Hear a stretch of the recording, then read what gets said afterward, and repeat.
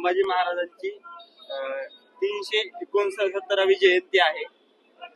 आज भूमिपूजन देखील होणार आहे. नेमकं काय नियोजन असणार आहे, कशामध्ये? धर्मवीर छत्रपती संभाजी महाराजांची आज जयंती आणि त्या निमित्तानं आम्ही सगळेच, आमचे महापौर असतील, आमचे आमदार सिद्धार्थी शिरोळे असतील, आमदार हेमंत रासने असतील, आमचे स्थायी समिती अध्यक्ष सिनाजी भीमाले, आमचे सगळेच नगरसेवक मोठ्या संख्येने या ठिकाणी आम्ही आज छत्रपती संभाजी महाराजांना अभिवादन करण्यासाठी एकत्र आलोय.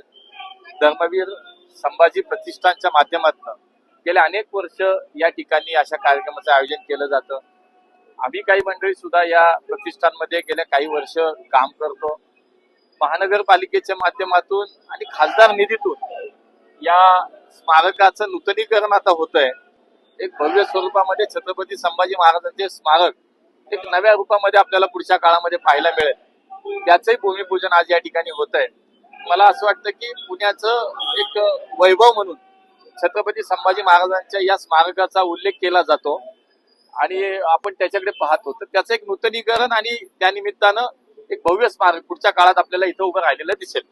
निधीची तरतूद कशा पद्धतीने करण्यात महानगरपालिकेच्या माध्यमातून सुद्धा या ठिकाणी आपल्याला पाहायला मिळेल की एक मोठं स्मारक शेवटी निधी जरी दिला तर तो काम महापालिकाच करत असते.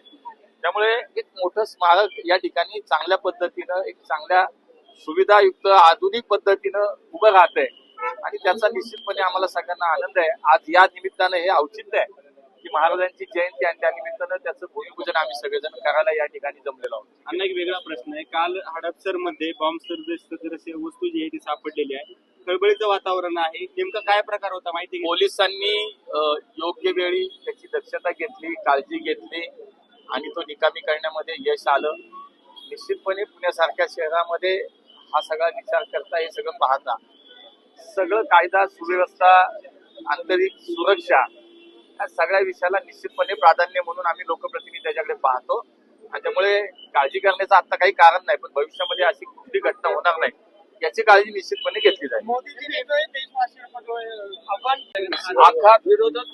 आखातामध्ये गेले 2 महिने युद्ध आणि युद्धजन्य परिस्थिती निर्माण झाली आहे आणि त्यामुळे संपूर्ण विश्वामध्ये इंधन पुरवठा साखळीवरती परिणाम होणं, कच्च्या तेलाच्या किमतीमध्ये वाढ होणं हे आपण सगळेजण जाणतो आणि स्वाभाविकपणे त्यामुळे देशात नाही तर संपूर्ण जगामध्ये एक संकट निर्माण झालंय.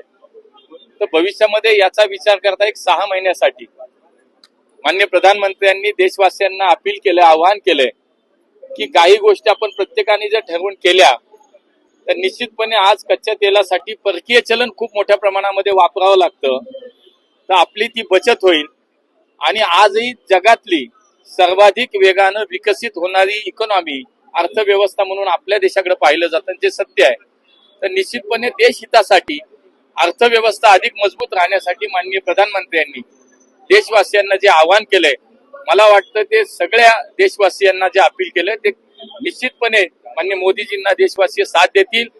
राजकारण करणाऱ्यांना राजकारण करू द्या, शेवटी त्यांना दुसरं काही नाहीच आहे. त्यामुळे या गोष्टीत तरी किमान राजकारण करू नये. देश एका अशा परिस्थितीमध्ये आता आपण आहोत की आपणच नाही जगामध्ये संकट आहे. त्यावेळेला मला असं वाटतं की सगळ्यांनी एकत्र मिळून त्याचा सामना केला पाहिजे, एकत्र येऊन काम केलं पाहिजे.